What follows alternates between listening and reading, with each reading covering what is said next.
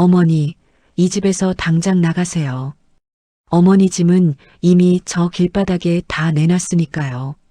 박소연은 차가운 미소를 지으며 시어머니 강명자의 눈앞에서 낡은 통장 하나를 갈기갈기 찢어버렸습니다. 잔액 50만 원. 그것이 강명자의 평생 전 재산인 줄 알았던 아들 최태수와 며느리. 박소연은 그녀를 쓰레기 버리듯 요양원으로 몰아넣었죠. 하지만 그들이 알지 못한 사실이 있었습니다. 그 낡은 통장은 단지 미끼였을 뿐이라는 것을요. 그래, 나도 이제 이 연극을 끝내야겠구나. 바닥에 흩어진 종이 조각을 밟으며 강명자가 낮게 의조렸습니다. 일주일 후 은행 VIP 룸에서 들려온 떨리는 목소리가 아들 부부의 세상을 송두리째 뒤흔들기 전까지는 그 누구도 이 노부인의 진짜 정체를 짐작조차 하지 못했습니다. 잠깐 구독과 좋아요 눌러주시면 행운이 찾아올 거예요. 그럼 사연 계속 이어가도록 하겠습니다. 새벽 5시 서울 근교의 한 고급 아파트. 모두가 잠든 고요한 시간이었지만 65의 강명자 씨는 이미 차가운 거실 바닥에 무릎을 맞대고 있었습니다. 낡은 걸레를 움켜쥔 그녀의 손마디는 이미 뒤틀리고 굳은 살이 박여 있었죠. 명자 씨는 혹여나 자고 있는 아들 부부가 깰까봐 숨소리조차 죽여가며 거실 구석구석을 닦아내기 시작했습니다. 하지만 그런 정성이 무색하게도 안방 문이 거칠게 열리며 며느리 박소연 씨가 짜증 섞인 얼굴로 걸어 나왔습니다. 어머니, 제가 어제 분명히 말씀드렸잖아요. 아침에는 청소기 돌리지 마시라고요. 그 걸레질 소리 때문에 잠을 다 깼네, 정말. 소연 씨는 명자 씨가 닦아놓은 바닥을 명품 슬리퍼로 툭툭 치며 지나갔습니다. 명자 씨는 고개를 숙인 채 미안하다, 금방 끝내 말하고 작게 의조릴 뿐이었죠. 사실 이 집은 명자 씨가 평생 남편과 함께 남대문 시장에서 장사를 하며 일궈낸 피땀 어린 결실이었습니다. 하지만 3년 전 남편을 먼저 보내고 아들 태수 씨의 사업이 어렵다는 말에 선뜻 집 명의를 아들에게 넘겨준 것이 화근이었죠. 그날 이후 다정했던 아들과 며느리는 마치 가면을 벗어 던진 것처럼 명자 씨를 하녀 부리듯 대하기 시작했습니다. 엄마, 내 구두는? 오늘 중요한 미팅 있다고 어제 닦아놓으라고 했잖아. 잠시 후 거실로 나온 아들. 태수 씨 역시 어머니의 안부를 묻기는커녕 현관에 놓인 구두를 보며 소리를 질렀습니다. 명자 씨는 굽은 허리를 펴며 다급하게 현관으로 향했습니다.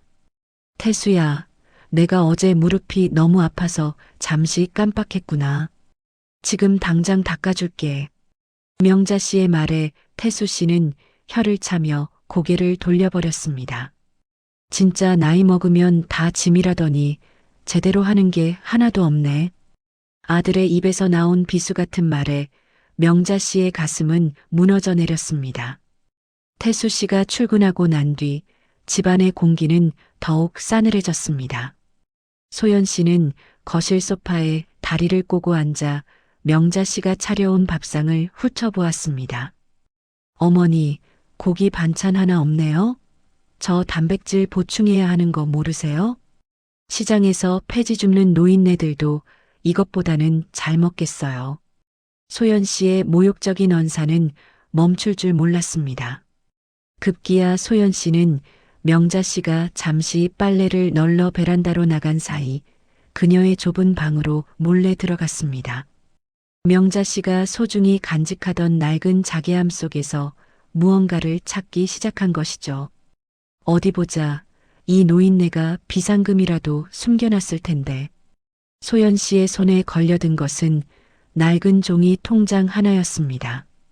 잔뜩 기대하며 펼쳐본 통장의 마지막 페이지. 그곳에 찍힌 숫자를 본 소연 씨의 입가에 비웃음이 걸렸습니다. 잔액 50만 2,400원. 아니, 이게 뭐야? 평생을 그렇게 유세 떨더니 고작 50만 원? 푸아, 정말 어이가 없네.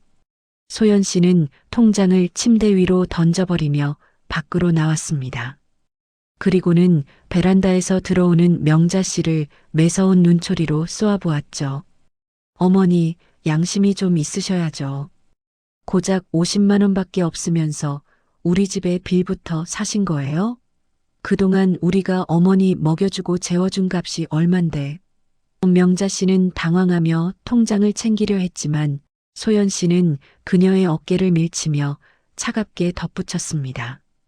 이제 결판을 내야겠네요. 태수 씨 오면 당장 이야기할 거니까 그런 줄 아세요. 우리가 무슨 자선 사업가도 아니고.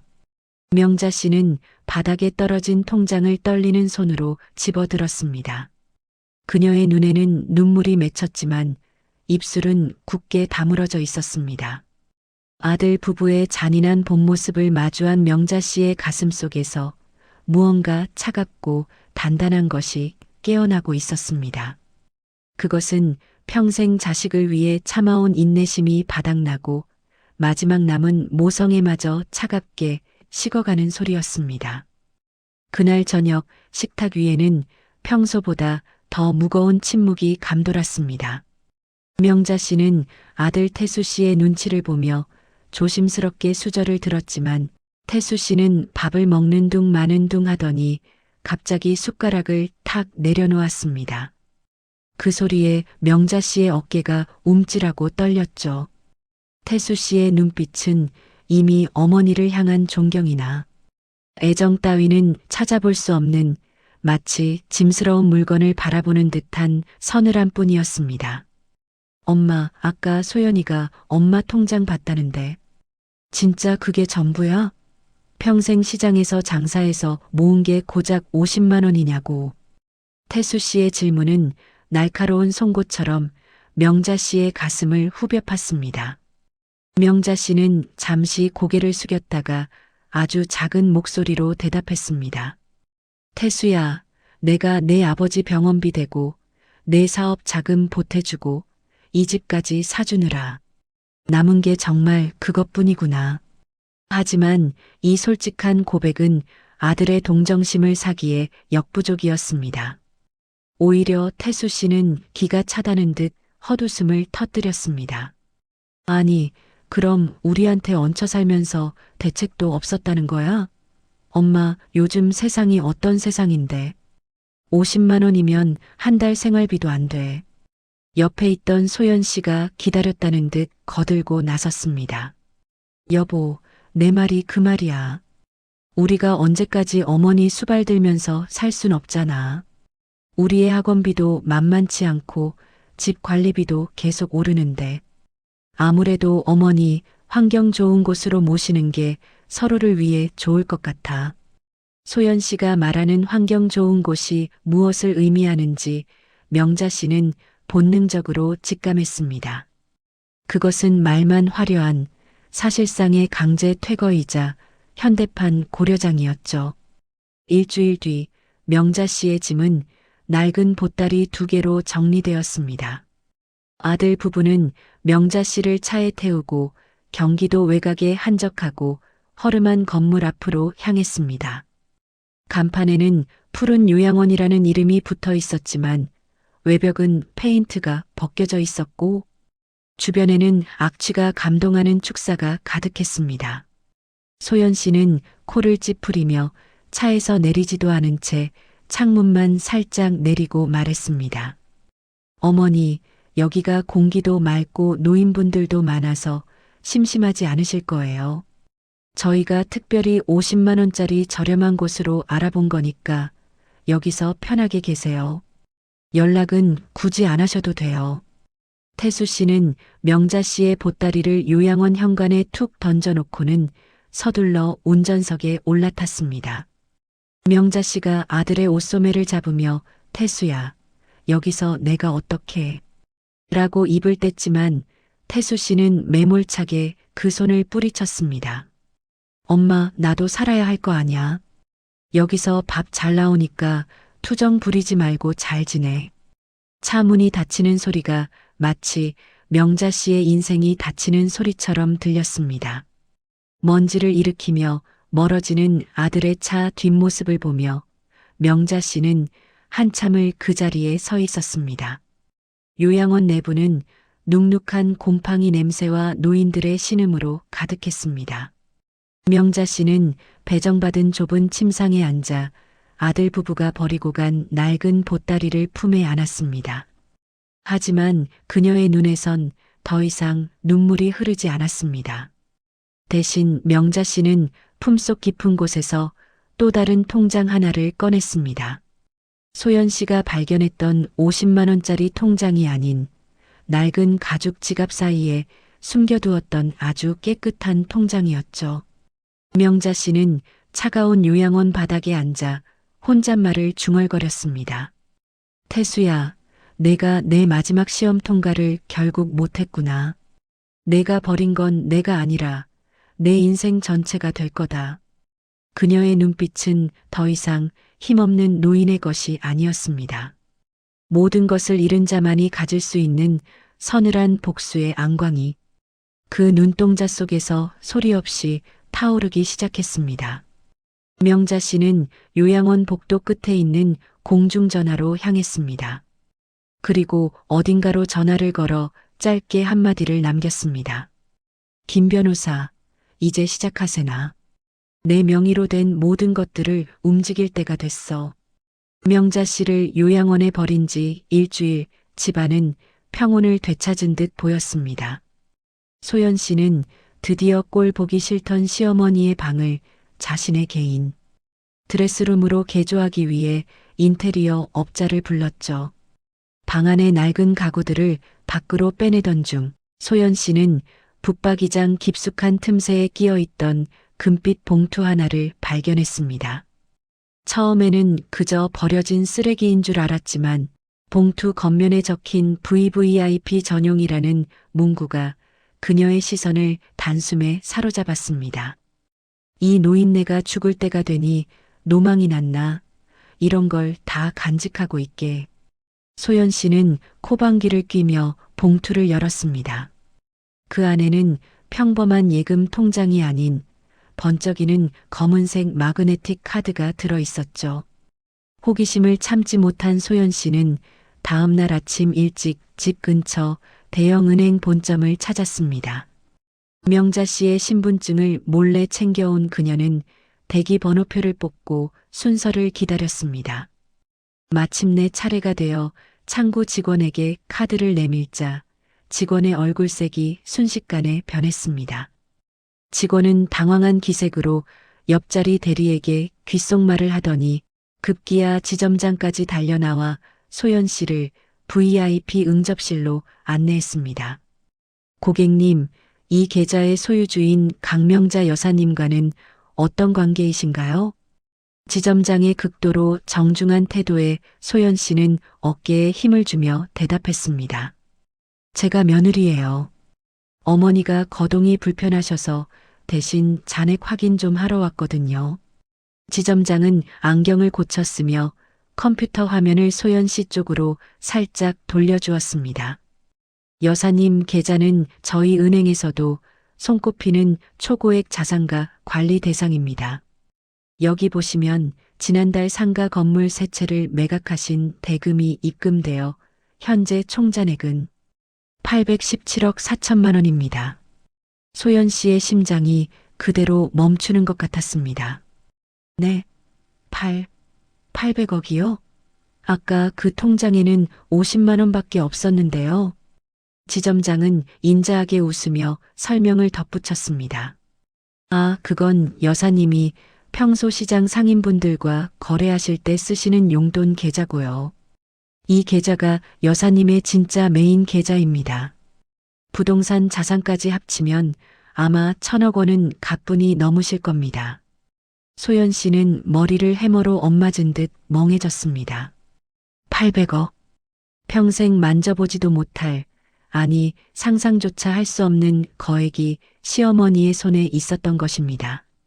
자신이 하녀 취급하며 차가운 요양원에 버린 그 노인이 사실은 대한민국 상위 0.1%의 대부호였다니.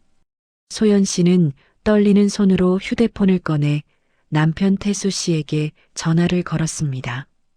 여보, 지금 당장 나와. 우리 망했어. 아니, 우리 대박 났어. 어머니가 800억 자산가래. 소연 씨의 목소리는 탐욕과 공포로 뒤섞여 비명처럼 터져 나왔습니다. 전화를 받은 태수 씨 역시 사무실에서 소리를 지르며 달려 나왔습니다. 두 사람은 미친 듯이 차를 몰아 어머니를 버렸던 그 허름한 요양원으로 향했습니다. 어머니한테 무릎 꿇고 빌어야 해. 우리가 실수했다고, 치매 기운이 있어서 잠시 판단력이 흐려졌다고 하면 믿어주실 거야. 태수 씨는 핸들을 쥐고 부들부들 떨었습니다. 하지만 그들이 도착한 요양원 앞에는 이미 다른 풍경이 펼쳐져 있었습니다. 어머니가 있던 그 낡은 침상은 텅 비어 있었고 원장은 무심하게 서류를 넘기며 말했습니다. 아, 그 할머니요? 어제 어떤 신사분이 오셔서 최고급 리무진에 태워 가셨는데요. 아드님께서 다른 곳으로 옮기시는 거 아니었나요? 아들 부부의 발밑이 그대로 무너져 내리는 순간이었습니다. 태수 씨와 소연 씨는 미친 듯이 차를 몰아 시내의 모든 요양원을 뒤지기 시작했습니다. 눈앞에 아른거리는 800억이라는 숫자는 그들을 광기로 몰아넣기에 충분했죠. 자신들이 버린 노인이 사실은 황금알을 낳는 거위였다는 사실을 깨달은 순간부터 두 사람에게 명자 씨는 더 이상 짐이 아닌 신과 같은 존재가 되어 있었습니다. 하지만 그들이 아무리 전화를 돌리고 발품을 팔아도 명자 씨의 행방은 묘연했습니다. 그러던 중 태수 씨의 휴대폰으로 낯선 번호의 전화 한 통이 걸려왔습니다. 여보세요. 엄마야? 태수 씨는 비명에 가까운 소리를 지르며 전화를 받았지만 수화기 너머에서 들려온 것은 차분하고 지적인 남성의 목소리였습니다. 최태수 씨입니까? 저는 강명자 여사님의 법률 대리인을 맡고 있는 김진우 변호사입니다. 태수 씨는 변호사라는 말에 등줄기가 서늘해졌습니다. 변호사요? 우리 어머니 지금 어디 계신가요? 저희가 지금 모시러 가려고 하거든요. 하지만 김 변호사의 대답은 태수 씨의 기대를 비웃듯 차가웠습니다. 여사님께서는 현재 최고급 실버타운인 노블레스 웰리스에 입소하셨습니다. 한 달 입소비 800만 원, 1년 선납금 1억 원을 이미 현찰로 결제하셨으니 찾으실 필요 없습니다. 태수 씨와 소연 씨는 서로의 얼굴을 바라보며 망연자실했습니다. 자신들이 아끼고 아껴서 보냈던 50만 원짜리 요양원과는 비교도 할 수 없는 거액을 어머니는 단숨에 지불해버린 것이죠. 변호사님, 그게 무슨 말씀이세요? 우리 엄마 돈이 어디 있다고. 아니, 어머니를 저희가 직접 모셔야죠. 소연 씨가 옆에서 악을 썼지만 김 변호사의 목소리는 흔들림이 없었습니다. 그리고 여사님의 지시로 두 분께 전달할 사항이 하나 더 있습니다. 현재 두 분이 거주하고 계신 아파트 말입니다. 그거 여사님이 사주신 거 맞죠? 태수 씨는 마른 침을 삼키며 대답했습니다. 그렇긴 하지만 명의는 제 앞으로 되어 있는데요. 그러자 수화기 너머에서 가벼운 헛기침 소리가 들려왔습니다. 착각하고 계시군요. 당시 증여 계약서에 부양 의무 불이행 시 증여 취소라는 특약사항이 기재되어 있었습니다. 여사님께서는 지난 일주일간 요양원에서 겪으신 일들과 두 분의 학대 정황을 근거로 증여 취소 소송을 완료하셨고 이미 제3자에게 매각 절차를 밟으셨습니다. 다음 주 월요일까지 집 비우세요. 안 그러면 강제 집행 들어갑니다. 전화가 끊기고 차 안에는 정적이 흐를 뿐이었습니다. 자신들이 살고 있는 집마저 어머니의 손바닥 위에 있었다는 사실, 그리고 그 집이 이미 남의 손에 넘어갔다는 사실에 소연 씨는 거품을 물고 쓰러질 듯 소파에 몸을 던졌습니다. 여보, 이게 말이 돼? 우리 800억은커녕 길바닥에 나앉게 생겼다고. 태수 씨는 핸들을 주먹으로 내리치며 울분을 토했습니다. 그 노인네가 감히 우리한테 이래? 800억이나 있으면서 우리를 이 꼴로 만들어? 그들은 마지막 희망을 걸고 강명자 씨가 있다는 노블레스 웰리스로 향했습니다.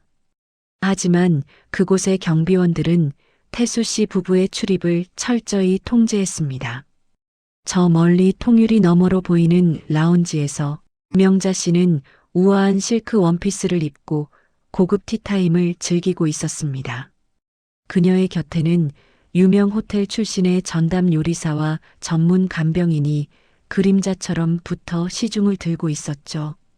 자신들이 하녀처럼 부리던 어머니의 모습은 온데간데없고 그곳에는 범접할 수 없는 품위의 대보호만이 존재할 뿐이었습니다. 명자 씨는 창밖에서 소리를 지르는 아들 부부를 슬쩍 바라보더니 아무런 감정도 담기지 않은 시선으로 고개를 돌려버렸습니다. 그것은 세상에서 가장 잔인한 외면이자 본격적인 복수의 서막이었습니다. 엄마, 제발 얼굴 좀 봐요. 우리가 죽을 죄를 지었어요. 럭셔리 실버타운의 철문 앞에서 태수 씨는 목이 터지라 소리를 질렀습니다.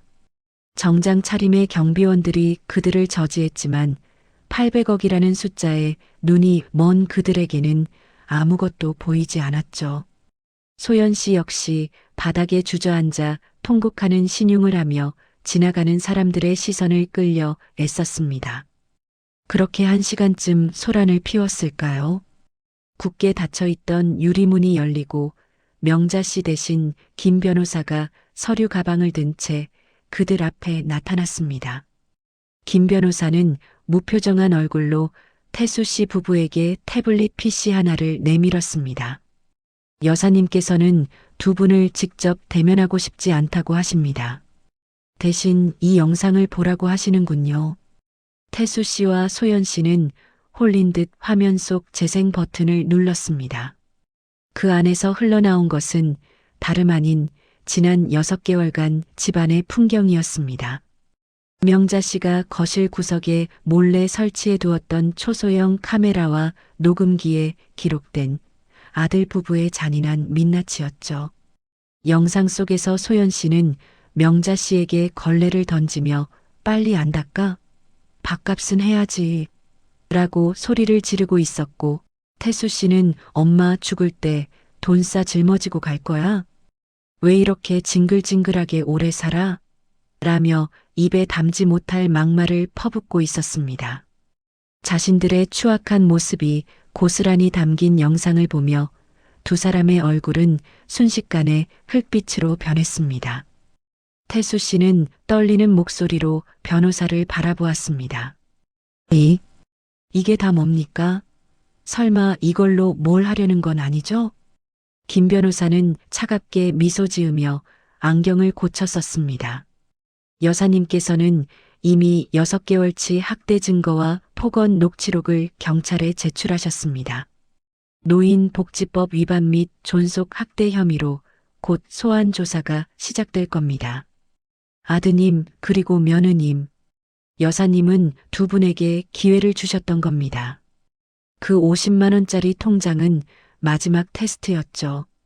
만약 그 상황에서도 두 분이 어머니를 끝까지 책임지려 했다면 800억의 유산은 모두 두 분의 몫이 되었을 테니까요. 그 순간 태수 씨 부부의 머릿속에는 만약이라는 잔인한 가정이 스쳐 지나갔습니다. 만약 그때 어머니를 구박하지 않았다면, 만약 그 통장을 보고도 효도를 다했다면, 하지만 이미 버스는 떠난 뒤였습니다. 변호사님, 한 번만 엄마랑 통화하게 해주세요. 저희가 정말 미쳤었나 봐요. 소연 씨가 변호사의 바짓가랑이를 붙잡고 늘어졌지만 김 변호사는 무정하게 그 손을 뿌리쳤습니다. 이미 늦었습니다.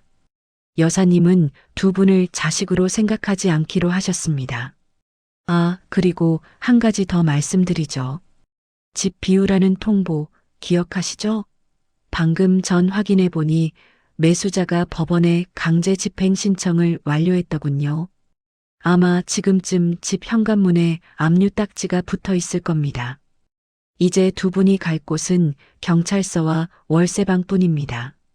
김 변호사가 뒤돌아 건물 안으로 사라지자 태수 씨와 소연 씨는 그 자리에 얼어붙은 듯 멈춰 섰습니다. 화려한 실버타운의 조명은 그들을 비웃듯 밝게 빛나고 있었고 차가운 밤바람만이 갈 곳 잃은 두 사람의 뺨등을 때리고 지나갔습니다. 평생을 자식에게 헌신했던 어머니의 사랑을 발로 걷어찬 대가는 상상했던 것보다 훨씬 더 시리고 혹독했습니다. 두 사람은 자신들이 누리던 모든 화려함이 사실은 어머니라는 거대한 뿌리 덕분이었다는 사실을 그 뿌리가 잘려나간 뒤에야 비로소 뼈저리게 깨닫고 있었습니다.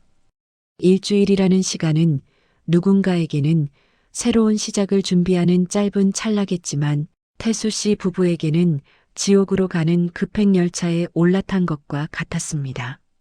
김 변호사가 경고했던 대로 월요일 아침이 밝자마자 법원에서 나온 집행관들이 들이닥쳤습니다.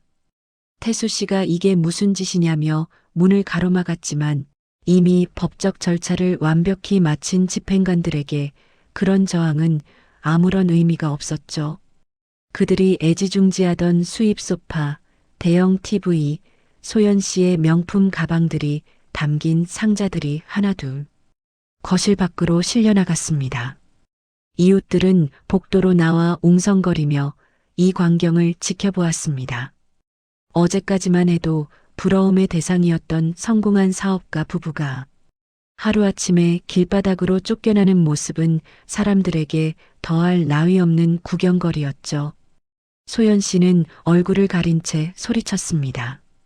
보지 마세요. 다 오해니까 보지 말라고요. 하지만 그런 외침도 잠시 집행관이 건네준 열쇠 뭉치를 들고 나타난 집의 새 주인 앞에서 두 사람은 비참하게 고개를 숙일 수밖에 없었습니다. 가진 돈을 탈탈 털어 급하게 구한 곳은 서울 변두리의 낡은 다세대 주택 해조차 제대로 들지 않는 좁은 반지하 방이었습니다. 눅눅한 곰팡이 냄새가 코를 찌르고 화장실 문은 제대로 닫히지도 않는 그런 곳이었죠. 80평 아파트에서 누리던 화려한 생활은 마치 전생의 일처럼 멀게만 느껴졌습니다. 태수 씨는 낡은 짐가방 위에 걸터 앉아 멍하니 천장만 바라보았습니다. 그때 소연 씨가 참았던 울분을 터뜨리며 태수 씨의 등을 때리기 시작했습니다. 이게 다 당신 때문이야. 당신이 엄마한테 좀 더 잘했어야지. 아들이라는 사람이 어떻게 그렇게 모질게 굴 수가 있어?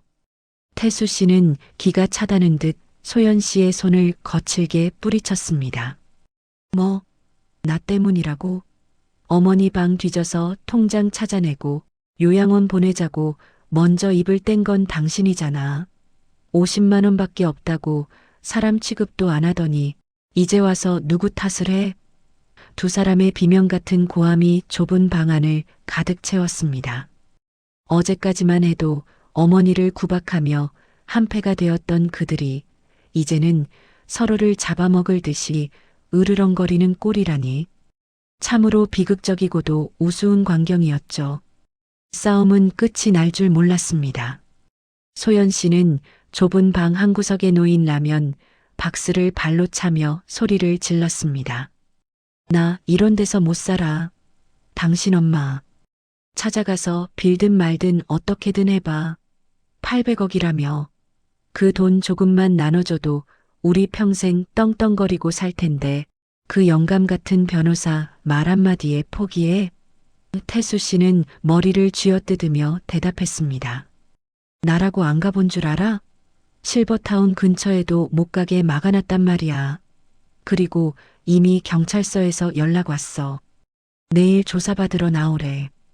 태수 씨의 휴대폰 화면에는 경찰청에서 보낸 출석 요구 메시지가 선명하게 떠 있었습니다. 존속 학대와 유기 혐의. 명자 씨가 제출한 6개월치 영상과 녹취록은 부정할 수 없는, 움직일 수 없는 증거가 되어 그들의 목을 죄어오고 있었습니다. 이제 그들에게 남은 것은 800억의 유산이 아니라 차가운 수갑과 감옥행뿐이었죠. 그날 밤 두 사람은 삐걱거리는 낡은 침대에 누워 잠을 이루지 못했습니다. 창문 너머로 지나가는 사람들의 발소리가 마치 자신들을 잡으러 오는 경찰의 구두 소리처럼 들려 몸을 떨었습니다. 한때는 세상을 다 가진 줄 알았던 오만함은 어디론가 사라지고 오직 내일의 수사가 두려운 초라한 죄인 2명만이 어둠 속에 남겨져 있었습니다. 어머니를 버린 대가는 그들이 살던 펜트하우스보다 훨씬 더 깊고 어두운 나락으로 그들을 끌어내리고 있었습니다. 눈이 시리도록 푸른 겨울 하늘 아래 노블레스 웰리스 실버타운의 최고급 레스토랑에서는 클래식 선율이 은은하게 흐르고 있었습니다. 명자 씨는 창가 자리에 앉아 정갈하게 차려진 스테이크와 신선한 샐러드를 천천히 음미했습니다. 그녀의 안색은 집에서 하녀 취급을 받던 시절과는 비교도 할 수 없을 만큼 생기가 돌았고 단정하게 뒤로 넘긴 백발은 고상한 기품을 풍겼습니다. 여사님, 방금 김 변호사님께 연락 왔습니다. 그분들 오늘 기소 의견으로 검찰에 송치되었다고 합니다. 옆에 서 있던 전담 비서가 나직하게 보고했습니다.